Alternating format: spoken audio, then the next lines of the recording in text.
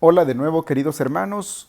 En esta ocasión vamos a tener nuestro estudio sobre la Confesión de Fe de Westminster y en esta ocasión vamos a estudiar el capítulo 7 que trata acerca de el pacto de Dios con el hombre.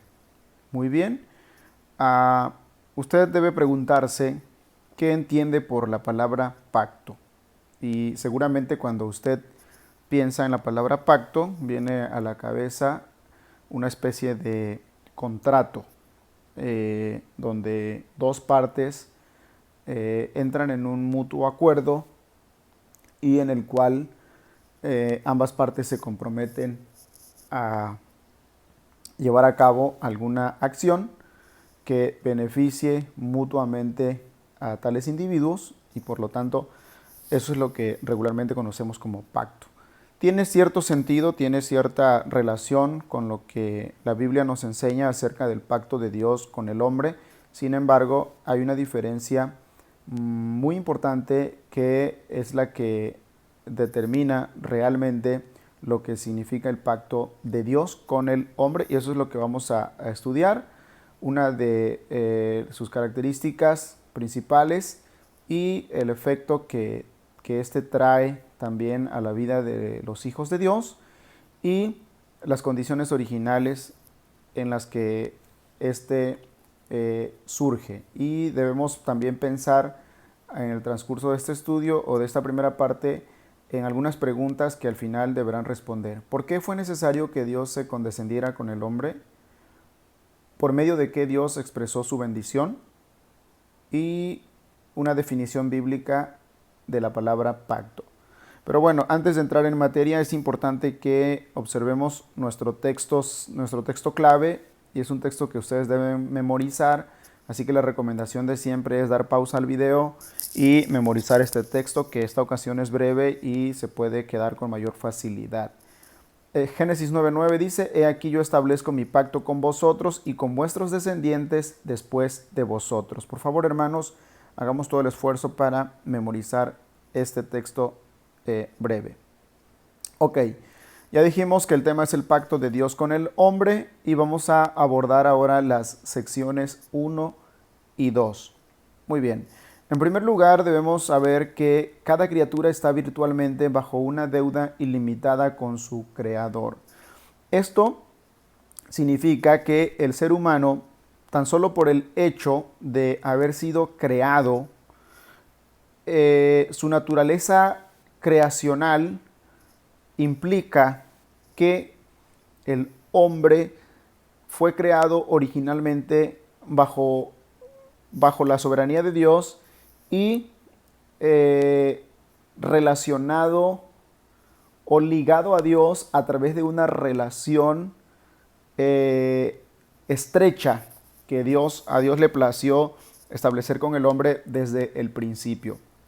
Esa relación estrecha demandaba del hombre obediencia, reverencia, temor y adoración a Dios, tan solo con el ejercicio natural de su ser, ya que el hombre en un estado de pureza espiritual y moral, con su ser, con sus acciones y por supuesto con su obediencia, glorificaba a Dios. Y ahora que el hombre está bajo una condición de pecado por causa de la desobediencia, no significa que la relación haya quedado rota completamente. No, sino que la relación, aunque fue distorsionada, sin embargo, es una relación que todavía tiene vestigios y que debe ser restaurada por la obra gloriosa y maravillosa de Jesús. De tal manera que el ser humano está bajo esa deuda con su Creador. No importa qué tan alejado esté el hombre de Dios, tiene una deuda. Y esa deuda implica una obediencia a su Creador.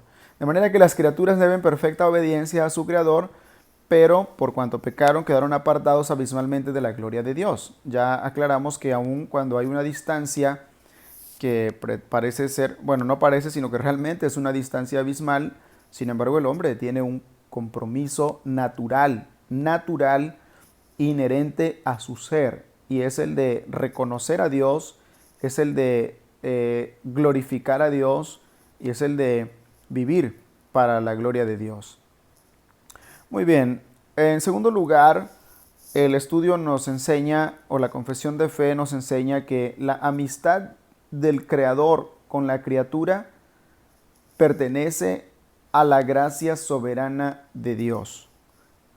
La amistad del Creador con la criatura. Es decir, hoy nosotros los cristianos, que en un tiempo quedamos apartados de la gloria de Dios por causa del pecado, y no solo apartados, sino destituidos de su gloria. Recuerde lo que dice Pablo a los romanos, que por cuanto todos pecaron, están destituidos de la gloria de Dios. Entonces el hombre quedó totalmente desprovisto de oportunidad para acercarse a Dios.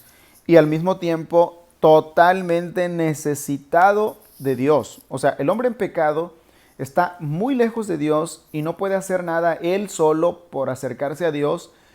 Y eso no significa que no necesite a Dios. El hombre es cuando más necesita a Dios. Entonces, a Dios le plació, por su misericordia, por su amor, condescenderse voluntariamente hacia el hombre. Es por la condescendencia voluntaria de Dios que a él le plació pactar con el ser humano y darle así galardón al hombre, para que a través de esto su bendición quedara expresada en dirección hacia la humanidad, ya que el hombre por sí solo no puede buscar a Dios. Y Dios, como un buen padre, como un padre amoroso, como un padre misericordioso, sin pasar por alto la maldad del hombre, Dios expresa su amor. Dios no ha anulado su juicio, sino que lo ha reservado para el final, pero antes de, Dios ha querido voluntariamente ofrecer al hombre una nueva amistad, una amistad restaurada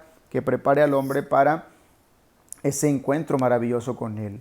Entonces, por eso fue que Dios, por su voluntad, se condescendió con el hombre. Ahora, ¿por medio de qué Dios expresa su bendición? Bueno, la confesión de fe a la luz de la Biblia nos enseña que le ha placido al Creador por su gracia, es por su gracia, por medio de su gracia, le ha placido ofrecer a los hombres y a los ángeles una recompensa bajo la condición de que ellos presenten la obediencia que debían con anterioridad. Como ya dijimos, el hombre, al ser creado en una condición perfecta y maravillosa, el pecado distorsionó completamente esa relación. Sin embargo, el hombre sigue debiendo a Dios obediencia, adoración y reverencia. Pero como el hombre quedó desprovisto de cualquier recurso personal o material para acercarse a Dios le plació condescenderse con el hombre. Entonces fue por su gracia que Dios estuvo dispuesto a expresar al hombre bendición. Y bendición como recompensa de que el hombre vuelva a Dios, vuelva al Padre y volviendo al Padre obedezca a su palabra. Entonces el pacto conlleva a una nueva creación de las criaturas para la gloria de Dios. Y eso tiene que ver con la obra de Cristo y del Espíritu Santo, que restaura, renueva la vida de los creyentes hacia una nueva relación, hacia una relación maravillosa con Dios por medio de su gracia, bajo los lineamientos del pacto, para que el hombre alcance esa bendición expresada de parte de Dios. También podemos aprender en este tema que en este pacto Adán fue representante de sus descendientes. En la lección pasada estudiamos que Adán es representante federal de la raza humana, y esto porque Dios creó al hombre a su imagen y semejanza a partir de Adán, y Dios determinó como una ley de su creación, como una ley de la raza humana, que todos los descendientes de Adán y Eva fueran herederos tanto del carácter espiritual inherente del ser humano, pero también de su carácter físico y material. Así que en Adán están representadas todas las criaturas de la tierra, y por lo tanto Adán es la cabeza federal de la raza humana, y entonces todos los efectos de la bendición prometida a Adán, así como todos los efectos de las consecuencias por el pecado y la desobediencia son heredadas al hombre, y el hombre las recibe desde su concepción en el vientre y hasta su nacimiento y a lo largo de su vida también. Entonces la promesa de este pacto fue la vida. La condición fue la obediencia perfecta. Es decir, el pacto de Dios con el hombre consiste en que Él demanda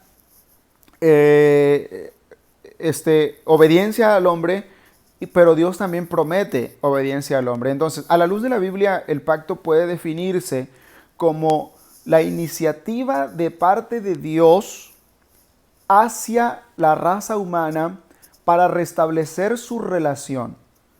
Y entonces eso implica 4 elementos importantes. El primero es la parte de los pactantes, es decir, quienes participan en el pacto.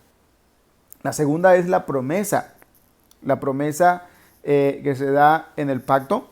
La tercera es las condiciones del pacto. Y la número 4 es las consecuencias o los resultados del pacto. Así que a la luz de la Biblia entendemos que el pacto es esa iniciativa que Dios tuvo, porque el hombre no la podía tener. El hombre estaba completamente desprovisto de ofrecer algo a Dios. No podemos ofrecerle absolutamente nada a Dios, pero Dios sí podía ofrecernos su gracia. Entonces entran, los pactantes son Dios y el hombre, pero la iniciativa la toma Dios. Le da la oportunidad al hombre de participar en su pacto, y entonces Dios establece la promesa de ese pacto, que es darle vida abundante, felicidad, dignidad al ser humano, plenitud, vida abundante desde el momento mismo que entra en una nueva relación con Dios. Pero las condiciones de ese pacto es la obediencia perfecta a su ley, a su palabra. Y eso se facilita con la obra del Espíritu Santo en el corazón del hombre. Y la consecuencia del pacto es que si el hombre obedece, pues se ve beneficiado con las maravillosas bendiciones de Dios, pero si el hombre desobedece y no se alinea a los estándares del pacto, entonces el hombre sufre las consecuencias que de por sí ya están sobre él, que es el castigo eterno. Entonces Dios, en su sabia voluntad, determinó entrar de nuevo en una relación con sus criaturas bajo los términos de este pacto, que queda definido de esa manera a la luz de la Biblia. Ok.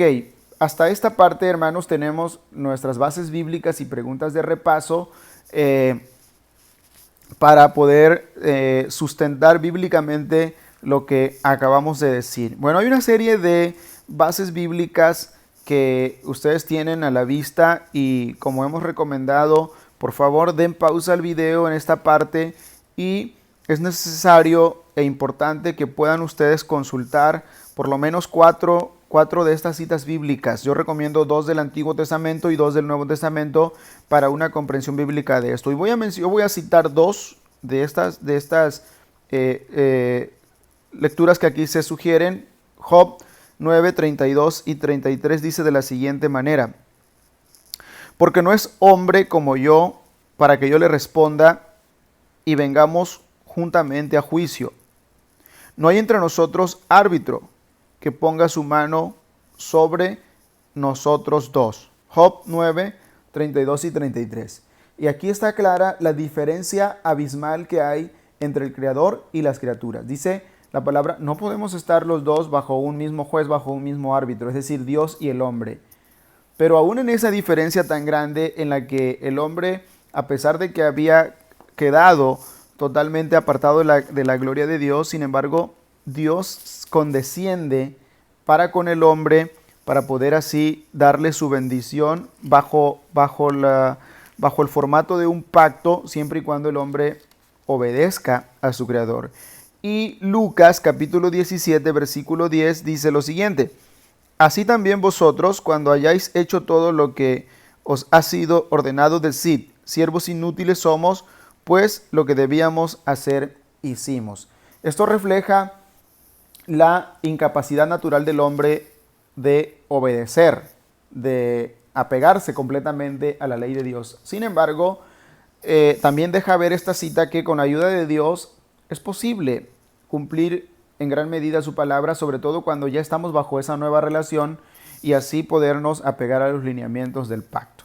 Bueno, hay 3 preguntas que ustedes deben también responder con detenimiento y que deben servir para reflexionar y recapitular lo que hemos visto hasta aquí. Pasamos a las bases de la segunda parte y ahí tenemos lecturas en Gálatas, Romanos, Génesis y otra vez en Gálatas. Por favor también, hermanos, revisen estas lecturas, estas citas bíblicas que nos añaden muchísima luz para comprender de una mejor manera lo que estamos estudiando. Por ejemplo, Gálatas capítulo 3, versículo 12 nos dice lo siguiente: y la ley no es de fe, sino que dice, el que hiciera estas cosas vivirá por ellas.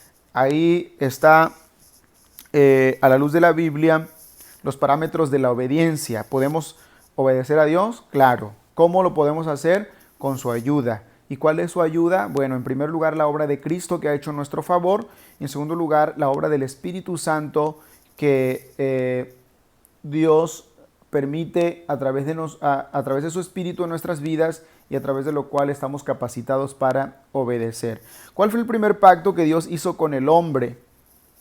Bueno, ya sabemos que Dios estableció su pacto con la raza humana, prometiendo a Adán la vida, pero exigiendo su obediencia.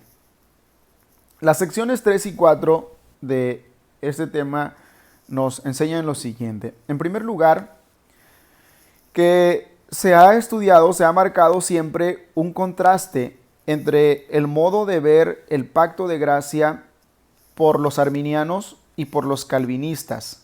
Se establece y se sostiene con pruebas la opinión calvinista como la opinión bíblicamente correcta.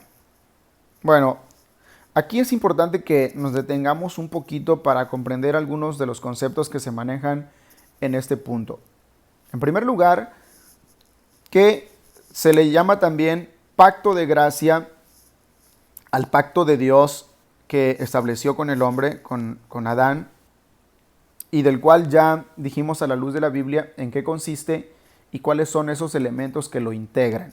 Ya dijimos que las partes pactantes, la promesa, las exigencias del pacto o las condiciones que deben cumplirse y el resultado del mismo, es decir, las consecuencias que pueden ser buenas o malas dependiendo de la obediencia que se dé al pacto de Dios. Entonces, ese es el pacto de gracia. Es esa condescendencia de parte de Dios de beneficiar a los que solo merecían castigo por gracia, por amor, a través de un pacto debidamente establecido. Y en la historia de la iglesia han surgido diferentes puntos de vista o maneras de ver este pacto. Y las dos maneras más remarcadas o las que más conflicto trajeron en algún momento en la historia fue la posición calvinista frente a un intento de interpretar el pacto y de explicar el pacto supuestamente a la luz de la Biblia, pero que termina siendo una percepción muy errada del mismo. Y esta fue la perspectiva arminiana, aunque desafortunadamente algunos de los principios de la postura arminiana todavía tienen cierto lugar o cierta cabida en algunos movimientos evangélicos de corte pentecostal y aún dentro de la iglesia reformada a veces todavía tiene también efecto, especialmente cuando no se estudia debidamente la doctrina cristiana desde la perspectiva de nuestros documentos doctrinales o símbolos doctrinales como es la Confesión de Fe de Westminster. Bueno, toda la teología calvinista, que es 100% bíblica y que es una interpretación profunda de la fe cristiana a la luz de la Biblia.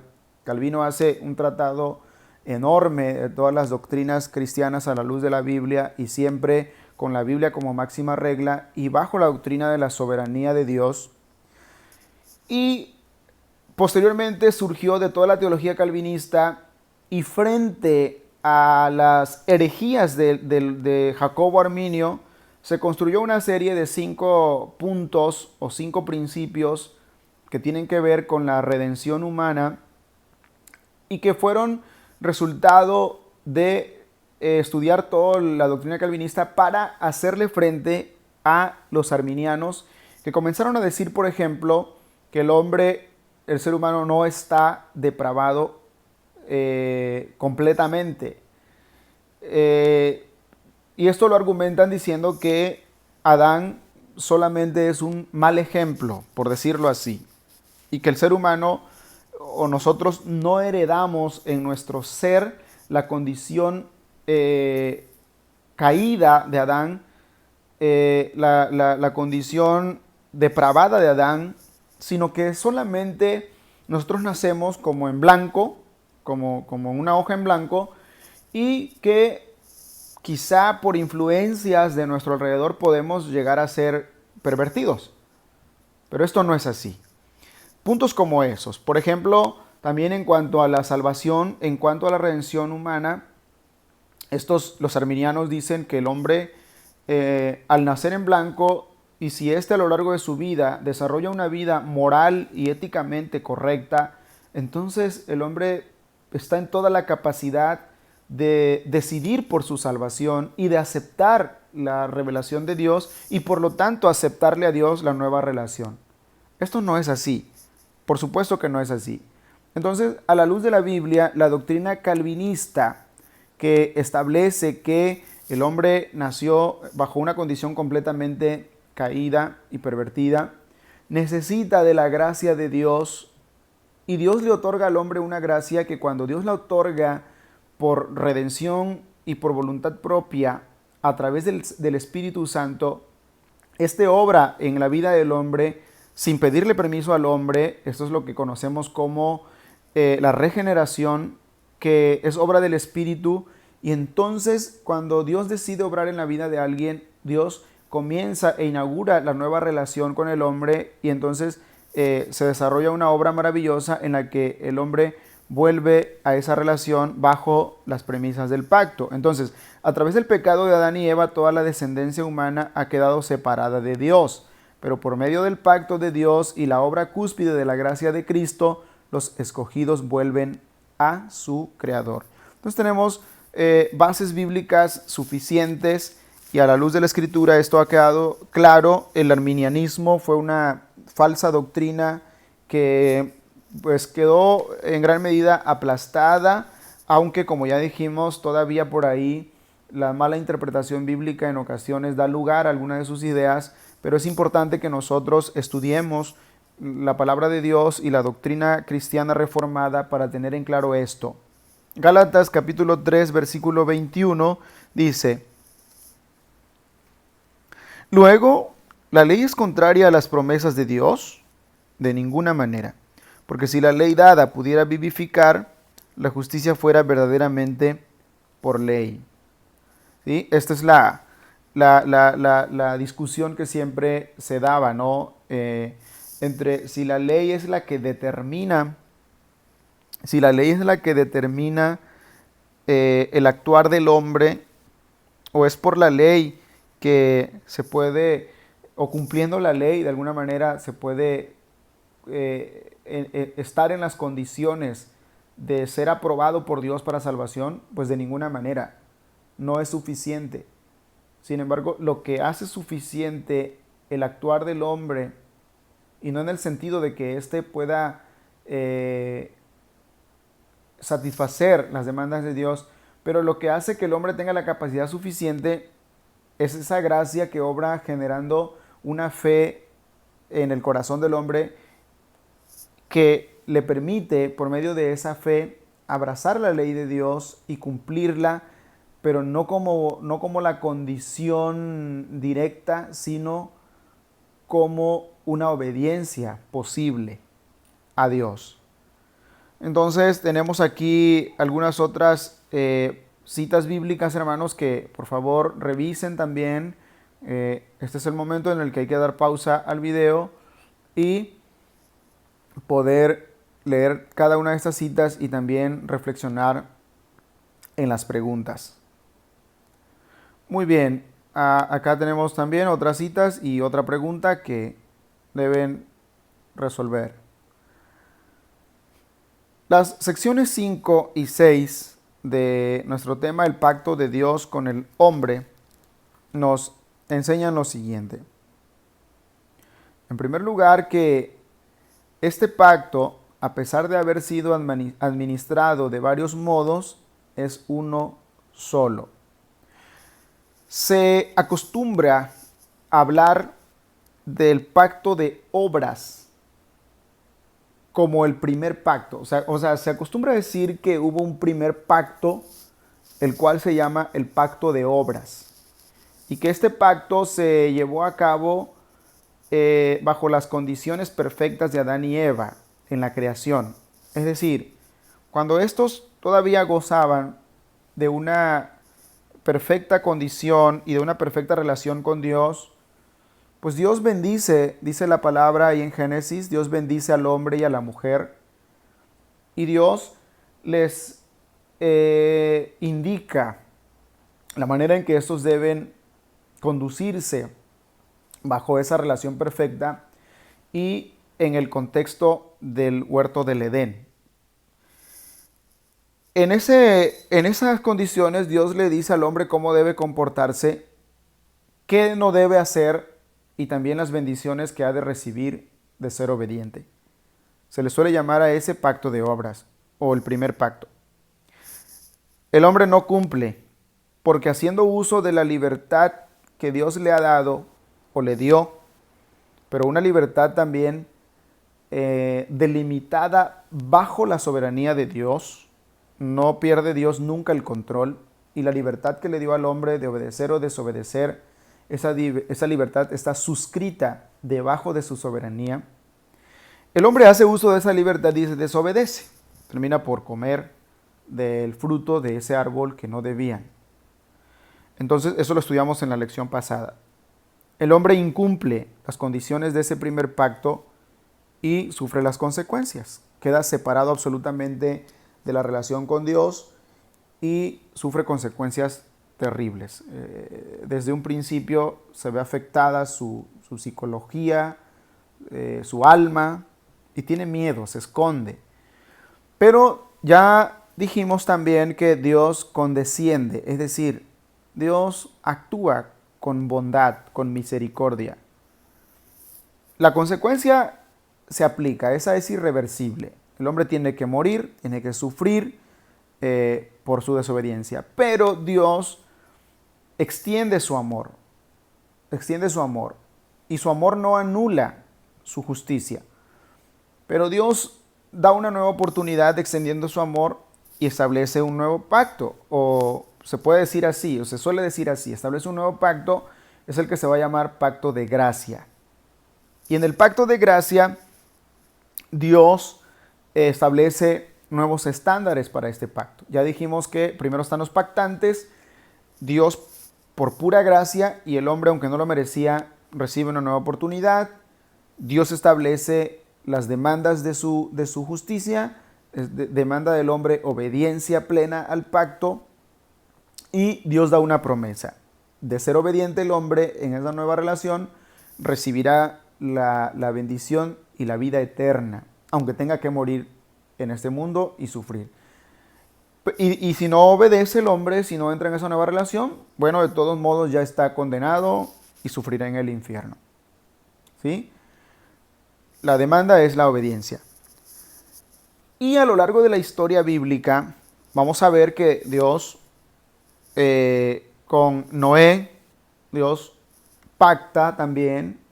Más adelante, Dios con Abraham también pacta. También Dios lo hace con Moisés en el Sinaí. Dios lo hace con David. Y en la literatura profética vamos a encontrar que se empieza a hablar de un nuevo pacto.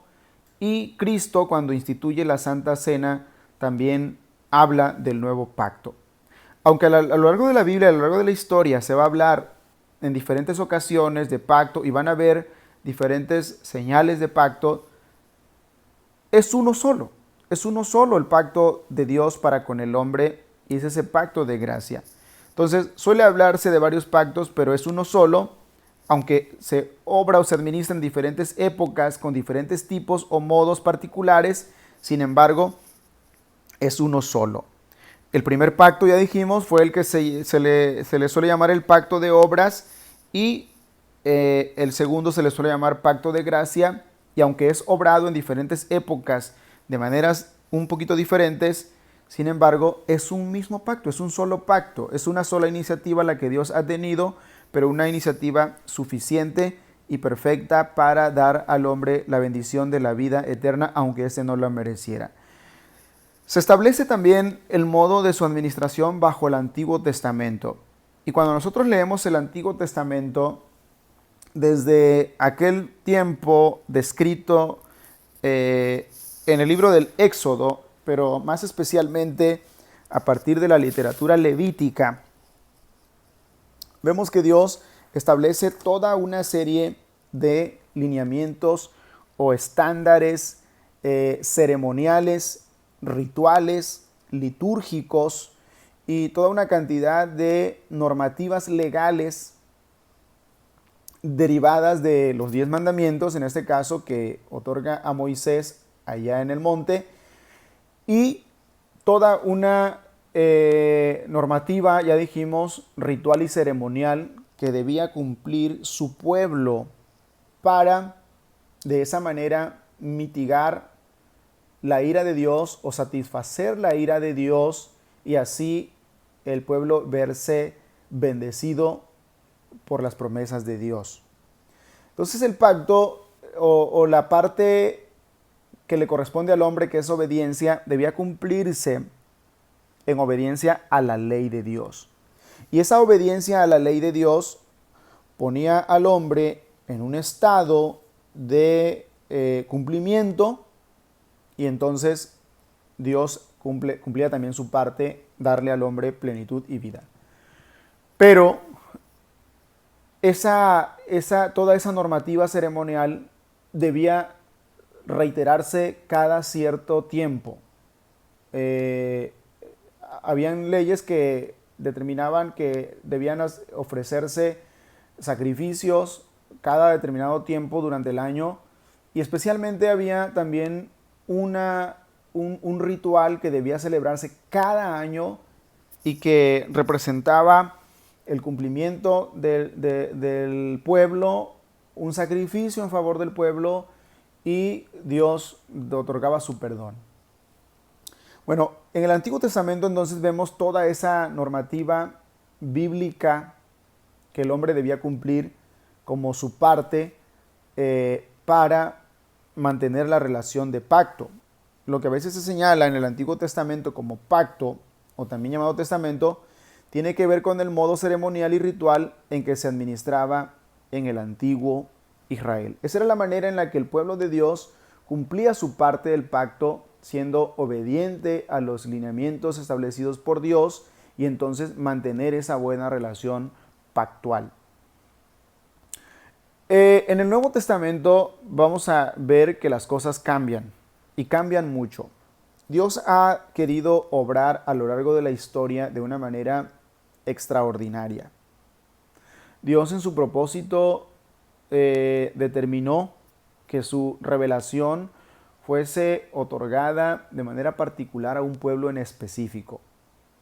Pero también en el cumplimiento pleno del tiempo, Dios envió a su Hijo a este mundo, Jesucristo, quien obediente y voluntariamente vino a este mundo para nacer de mujer, humillarse de esa manera y marcar la historia, marcar un antes y un después en la historia, y hacer fluir la gracia de Dios ya no en dirección particular de un pueblo en específico, sino ahora hacia la comunidad gentil.